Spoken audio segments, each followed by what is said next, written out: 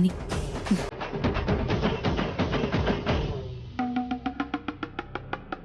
നിക്കവിടെ. നിങ്ങളെങ്ങോട്ടാ? അല്ല, എന്റെ മരുമോള് 108 പ്രദക്ഷിണം ചെയ്യാൻ പോവല്ലേ. ഗർഭിണിയല്ലേ, ഞങ്ങളും കൂടി സഹായിക്കാം. അതൊന്നും വേണ്ട ചെറിയമ്മേ. എന്റെ കാര്യങ്ങള് ഞാൻ തന്നെ നോക്കിക്കോളാം. നിങ്ങളുടെ കാര്യങ്ങൾ നിങ്ങൾ നോക്കിയാൽ മതി. നിങ്ങൾ എല്ലാരും തുടങ്ങിക്കോളൂ. ചാട്ടവാറടിക്കുള്ളതെല്ലാം ഒരുക്കിയിട്ടുണ്ട്. തയ്യാറായിരുന്നോളൂ. ബാക്കിയെല്ലാം ഭഗവതി നോക്കിക്കോളൂ.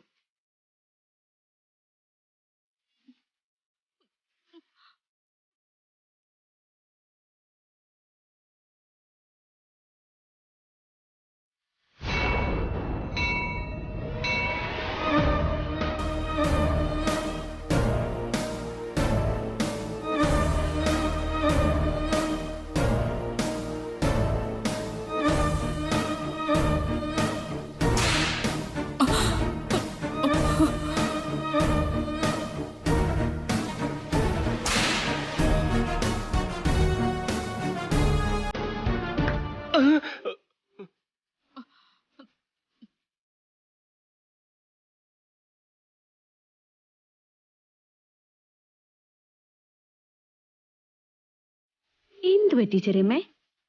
1000 ചാട്ടവാറടി എനിക്ക് കിട്ടാനായിട്ട് നിങ്ങൾ എഴുതിയിട്ടതല്ലേ? പക്ഷേ ആ ഭഗവതി എവിടെ? എല്ലാവരുടെയും തെറ്റുകുറ്റങ്ങൾ മനസ്സിലാക്കുന്നുണ്ട്. ആർക്ക് എന്തു കൊടുക്കണം എന്നുള്ളത് ഭഗവതിയാണ് അവിടെ തീരുമാനിക്കുന്നത്. എന്റെ ഭർത്താവിനെയോ എന്റെ കുഞ്ഞിനെയോ ദ്രോഹിക്കാൻ നോക്കിയ എന്താ സംഭവിക്കാന്ന് ഈ 1000 ചാട്ടവാറടിക്ക് ശേഷം നിങ്ങൾക്ക് മനസ്സിലായിക്കോളൂ.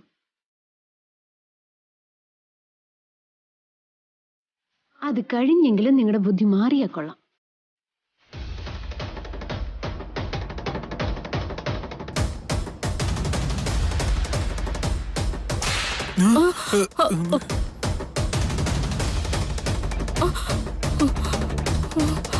നമ്മൾ എന്തിനീ ചാട്ടവാറടി കൊള്ളണം? ഉപവാസം ഒന്നും നമ്മൾ എടുത്തിട്ടില്ലല്ലോ അമ്മേ. ഇവിടെ നിന്ന് അങ്ങ് മുങ്ങിയ ആരാ നമ്മളോട് ചോദിക്കുക? മുങ്ങാൻ ശ്രമിച്ചാൽ നിങ്ങൾ രക്തം ഛർദ്ദിച്ച് മരിക്കും.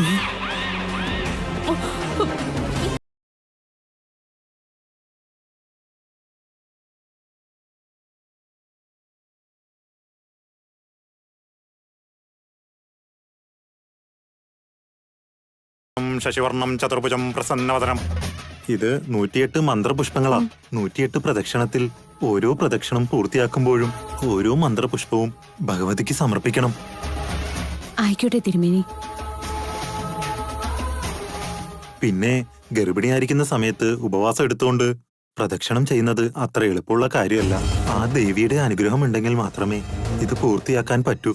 അഭീഷ്ടസിദ്ധിക്കായി പ്രാർത്ഥിച്ചുകൊണ്ട് ഭഗവതിയെ മനസ്സിൽ ധ്യാനിച്ച് പ്രദർശനം തുടങ്ങിക്കോളാം. ആയിക്കോട്ടെ തിരുമേനി.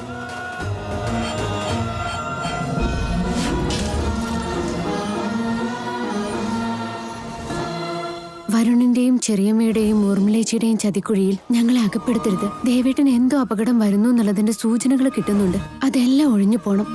സ്വപ്നമായി തന്നെ അവശേഷിക്കണം. ശത്രുക്കൾക്ക് എല്ലാവർക്കും ഉന്മൂലനാശം വരുത്തണം. അമ്മേ ഭഗവതി കാത്തുരക്ഷിക്കണേ.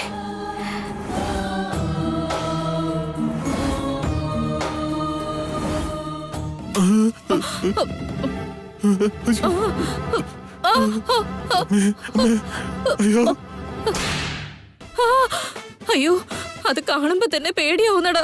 1000 ചാട്ടവാറടിയെന്ന് പറഞ്ഞ ഞാൻ ഉറപ്പായിട്ടും തീരുവടാ. നിന്റെ ഒരു കുഴിഞ്ഞ ബുദ്ധി 5ഓ 10ഓ എഴുതിയ പോരായിരുന്നോ? 1000 എന്തിനാടാ എഴുതിയ? വൈദേഹിക്ക് വേണ്ടി എഴുതിയതല്ലേ അമ്മേ. അത് നമുക്ക് നേരെ തിരിയുന്ന ആര് കണ്ടു? അമ്മ, അയ്യോ. ഇവിടുന്ന് ചാടാന്ന് വിചാരിച്ച ചോര ഛർദിച്ച് മരിക്കൂന്നല്ലേ പേടിപ്പിച്ചിരിക്കുന്നെ. വരുണേ, എനിക്കൊരു സഹായം ചെയ്യോടാ. എന്താ അമ്മേ? ഈ പ്രായത്തിൽ ഇത്രയും തല്ലുകൊള്ളാൻ എനിക്ക് വയ്യ. 1ഓ 2ഓ കൊണ്ടിട്ട് ഞാനങ്ങ് പൊയ്ക്കോളാം. എനിക്ക് വേണ്ടി ബാക്കിയുള്ളത് നീ. എന്റെ അമ്മ തന്നെയാണോ ഇത്? എല്ലാ അമ്മമാരും മക്കള് വിഷമിക്കരുതെന്ന് വിചാരിക്കുക. അമ്മ ഇവിടെ നേരെ തിരിച്ചാണല്ലോ. എന്റെ തല്ലും കൂടെ അമ്മ കൊണ്ടോ? എല്ലാം കഴിഞ്ഞ് നല്ല സൂപ്പർ സ്പെഷ്യാലിറ്റി ആശുപത്രി കൊണ്ട് ട്രീറ്റ് ചെയ്തോളാം ഞാൻ. അയ്യോ, അതൊന്നും വേണ്ട. അവരവർക്കുള്ളത് അവരവര് തന്നെ മേടിച്ചാ മതി. എല്ലാം കഴിഞ്ഞ് ശ്വാസം തിരിച്ചു കിട്ടിയ അപ്പൊ ആലോചിക്കാം.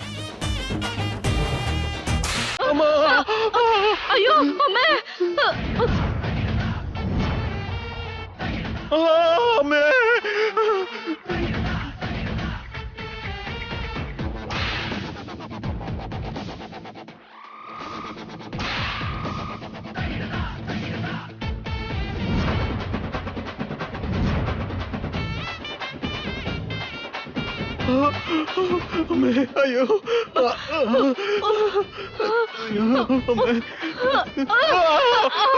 അയ്യോ അയ്യോ അയ്യോ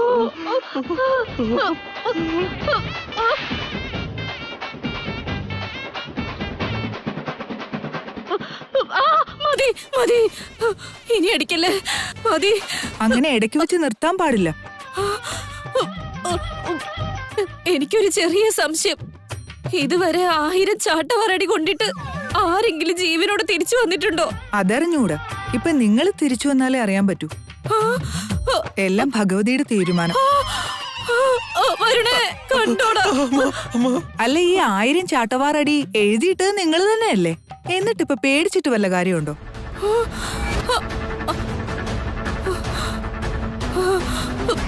ഞങ്ങളോ ഞങ്ങൾ എപ്പോഴാ എഴുതിയിട്ട്? നിങ്ങൾ എഴുതിയില്ലായിരുന്നെങ്കിൽ ആ ചീട്ട് അവിടെ വരാൻ സാധ്യതയില്ലല്ലോ. ഇങ്ങനെയുള്ള നിവേദനങ്ങൾ ഇവിടെ ശീലമുള്ളതല്ല. ആ ചാട്ടവാറ് കണ്ട് അതും നിവേദനമായിരിക്കും എന്ന് നിങ്ങൾ കരുതിയല്ലേ?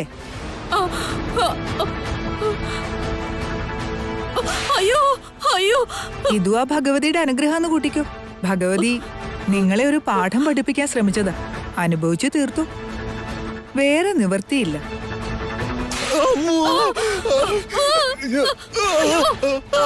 അയ്യോ, നമ്മളെ കൂടി നമ്മൾ തന്നെ തോണ്ടിയല്ലോ. ഇത് നേരത്തെ ആലോചിക്കണമായിരുന്നു.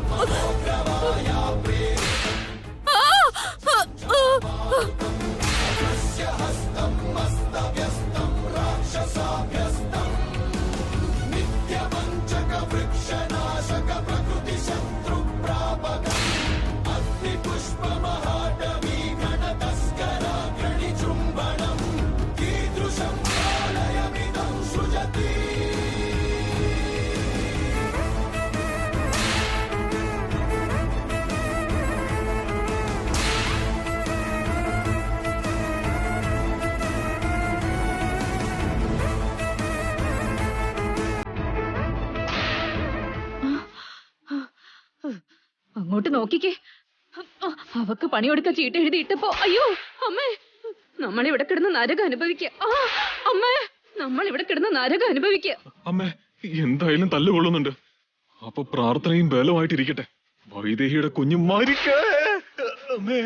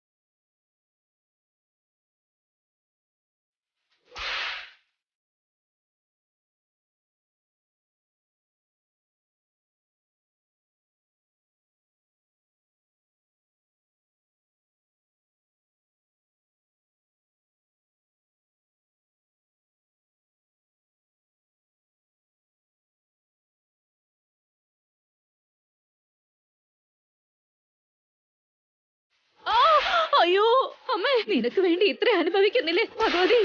അവളുടെ കുഞ്ഞിനെ കൊന്ന് എന്റെ ആഗ്രഹം ഒന്ന് സാധിച്ചതാ. അയ്യോ,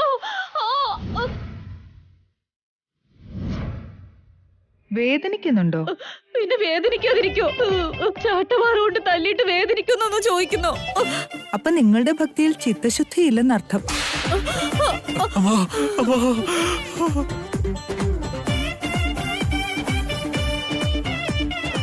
ഭക്തിയിലും സത്യമില്ല.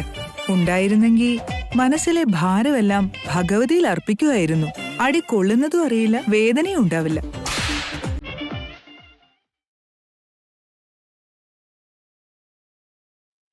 അത്ര കഠിനമായിട്ട് എന്താ പ്രാർത്ഥിച്ച്? അയ്യോ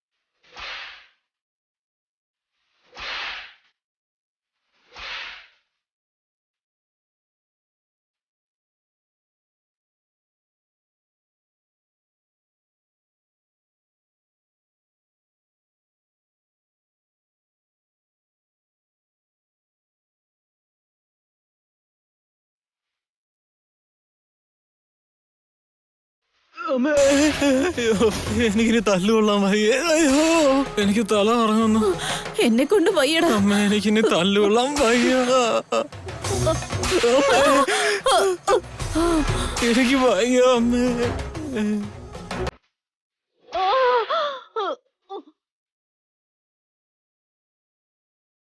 ക്ഷേത്രത്തില് കള്ളച്ചീട്ട് എഴുതിയിട്ടതിന് തക്ക ശിക്ഷ കിട്ടി. ഇനി വരൂ.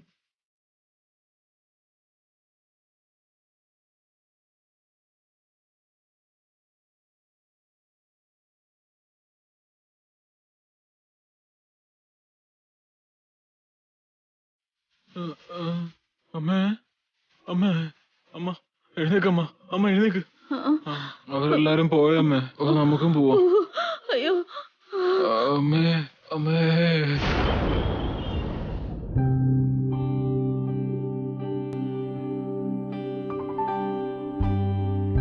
എന്താ അത് കൗസല്യേ? കുങ്കുമപ്പൂ അമ്മേ. ഇത് സദാശിവൻ കാശ്മീരിൽ നിന്ന് വന്നപ്പോ കൊണ്ടുവന്നതാ. പിന്നെന്താ അത് വൈദേഹിക്ക് കൊടുക്കാതെ ഇവിടെ വെച്ചിരിക്കുന്നേ? ഞാൻ കൊടുത്ത അവള് കഴിക്കില്ലല്ലോ അമ്മേ. ഞാൻ പാല് കൊടുത്താലും കുടിക്കില്ല, ചോറ് കൊടുത്താലും കൊണ്ട് കളയും. ഇനി കുങ്കുമപ്പൂവും കൂടി കൊണ്ട് കളഞ്ഞാ എനിക്കത് കാണാനാവില്ല. അമ്മേ, അമ്മ തെറ്റിദ്ധരിച്ചിരിക്കുക. വൈദേഹിക്ക് അമ്മയെ യാതൊരു സംശയവുമില്ല. അത് തന്നെയാടാ ഞാനും ആഗ്രഹിക്കുന്നേ. പക്ഷെ അവളുടെ പെരുമാറ്റവും രീതികളൊന്നും അങ്ങനെയല്ല. ഒരു സംശയമില്ലാതിരുന്നെങ്കിൽ അന്ന് ഞാൻ കൊടുത്തത് അവൾ എന്താ കഴിക്കാതിരുന്നത്? അതോ, അന്ന് അവളൊരു ഉപവാസത്തിലായിരുന്നു അമ്മേ. വ്രതം എടുത്തതാ, അതുകൊണ്ടൊന്നും കഴിക്കാനും പാടില്ലായിരുന്നു. എന്നാ പിന്നെ അവൾക്ക് എന്നോട് പറയായിരുന്നില്ലേ? അമ്മേ, അവൾക്ക് അത് പറയാൻ പറ്റാത്തൊരവസ്ഥയായിരുന്നോണ്ടാ. പറ്റുമായിരുന്നെങ്കിൽ അവള് പറയാതിരിക്കും അമ്മേ. അതും ശരിയാ കൗസല്യേ. കാലത്ത് തൊട്ട് നീ കൊടുത്തതല്ല അവള് കളഞ്ഞു. പക്ഷെ വൈകുന്നേരം ആയപ്പോ നിന്റെ കയ്യിൽ നിന്ന് തന്നെയല്ലേ അവള് വാങ്ങിക്കഴിച്ചത്. അതായത് വൈകുന്നേരം വ്രതം മുറിച്ചപ്പോ അവള് കഴിച്ചു. എന്നിട്ടും അതിനു മുൻപ് അവള് കഴിച്ചില്ല എന്നുള്ള ദേഷ്യത്തിൽ നീ വിളമ്പി കൊടുക്കാൻ മടിച്ചു.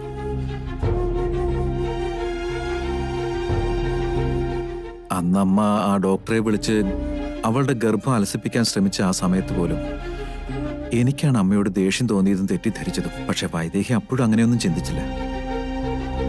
ഒരു പെറ്റമ്മയുടെ വിഷമം എന്താണെന്ന് മനസ്സിലാക്കണമെന്ന് അവള് പറഞ്ഞത്. സത്യത്തിൽ അമ്മയോട് അവൾക്ക് യാതൊരു വിരോധമില്ല. ഒന്നും മനസ്സിലാക്കമ്മേ.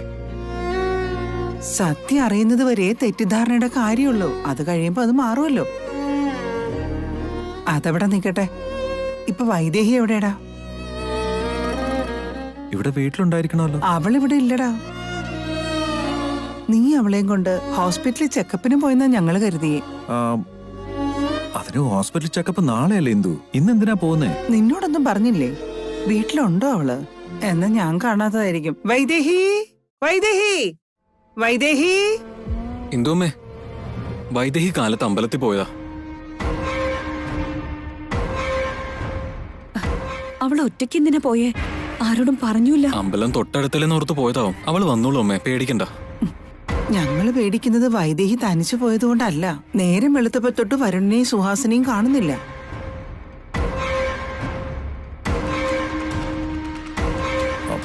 അല്ല, അവർ രണ്ടുപേരും എവിടെ പോയതാ?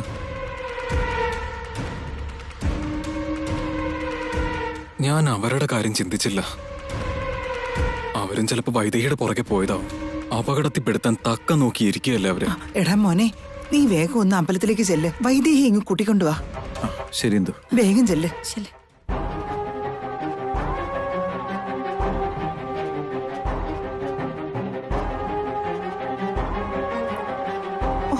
ദിവസം എന്തെങ്കിലും ഒരു തലവേദന ഉണ്ടാക്കി വെച്ചോളൂ നിങ്ങള്. അകറ്റി നിർത്തേണ്ടതിനെയൊക്കെ വീട്ടിൽ കൊണ്ട് വെച്ചതായിപ്പോ ഉണ്ടായ തെറ്റ്. ഇവരെ ഇങ്ങനെ വിട്ടാ ശരിയാവില്ല. അവരുടെ പ്ലാൻ എന്തൊക്കെയാണെന്ന് തീർച്ചയായും ഊർമിളയ്ക്കറിയാം. അവളോട് ചോദിക്കാം.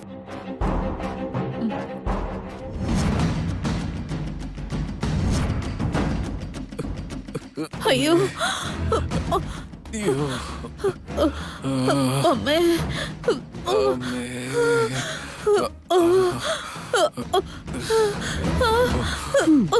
കഴിഞ്ഞോ നിവേദനം?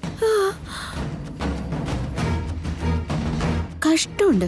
ഇപ്പൊ നിങ്ങളെ കാണുമ്പോ വല്ലാണ്ട് പാവം തോന്നുക. ഒന്നുകൂടി ചീട്ടെഴുതിയിട്ട് നോക്കുന്നോ? നമുക്ക് ആദ്യം തൊട്ട് വീണ്ടും തുടങ്ങാം. ഈ ചാട്ടവാറടിയേക്കാൾ നിന്റെ വാക്കുകളാ ഞങ്ങളെ കൂടുതൽ വേദനിപ്പിക്കുന്നത്. ഞാൻ തുടങ്ങിയിട്ടല്ലേ ഉള്ളൂ.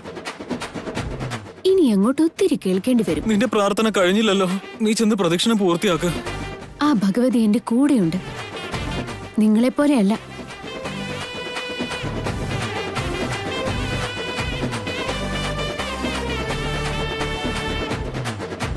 അമ്മേ, ഈ പ്രദക്ഷിണം പൂർത്തിയാവരുത്.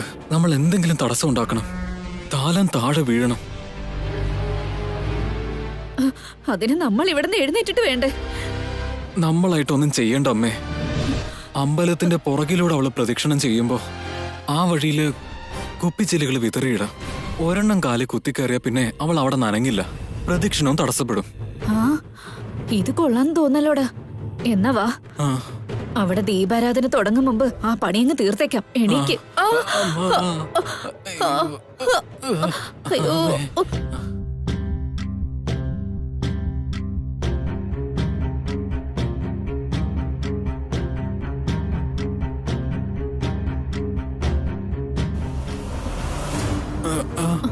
അമ്മേ, ദേ അങ്ങോട്ട് നോക്കിക്കേ.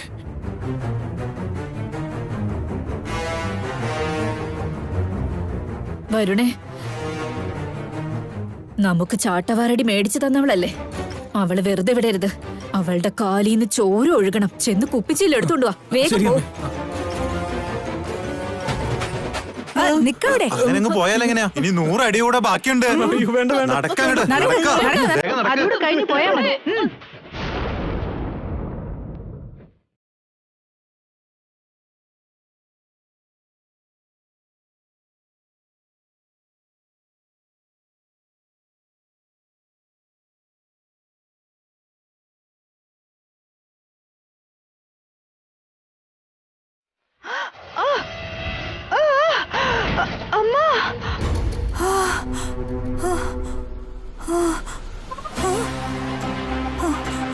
അജയ, അമ്മേ, അജയ, അജയ, അജയം വരില്ല. അനിയന്റെയും ഭാര്യയുടെയും കാര്യത്തിലല്ലേ ശ്രദ്ധ മുഴുവനും. താലി കെട്ടിയ ഭാര്യയ്ക്ക് എന്ത് പറ്റിയാൽ അങ്ങേർക്കെന്താ? അജയന്റെ കാര്യം. എന്നെക്കുറിച്ച് അല്പമെങ്കിലും ചിന്തയുള്ളത് സുഹാസിനി ചെറിയമ്മയ്ക്കും വരുണനുമാ. പക്ഷെ അവരൊക്കെ ഇപ്പൊ എന്താ ചെയ്യുന്നതെന്ന് ഒരു പിടിയില്ലല്ലോ. ഇങ്ങനെ ഇരുട്ടത്ത് ഇരുന്നും കിടന്നും അങ്ങോട്ടും ഇങ്ങോട്ടും നടന്നും എന്റെ ജീവിതം തീരുമെന്നാ തോന്നുന്നു. ഈശ്വര, ഞാൻ വിചാരിച്ചതുപോലെ നടക്കണം. കണ്ണില്ലെങ്കിൽ ഇപ്പൊ എന്താ? എങ്ങനെയെങ്കിലും എനിക്ക് എന്റെ ലക്ഷ്യത്തിലെത്തണം. അതിൽ നിന്ന് വ്യതിചലിക്കരുത്. കൃത്യം ലക്ഷ്യത്തിലെത്താൻ അവരെ മുൻനിർത്തിക്കൊണ്ട് ഞാൻ പുറകിൽ നിൽക്കണം. ഊർമിള അത് ചെയ്തിരിക്കും. ആരാത്? ആരാ? അജയ? അജയ? അജയനാണോ അത്? എവിടെയാ? വരുൺ, നീയായിരുന്നോ? അതെ ഊർമിളെ, എന്താ താഴെ വീണോ? അതെ വരുൺ. അല്ല, നിന്റെ തൊണ്ടയ്ക്ക് എന്താ പറ്റിയേ?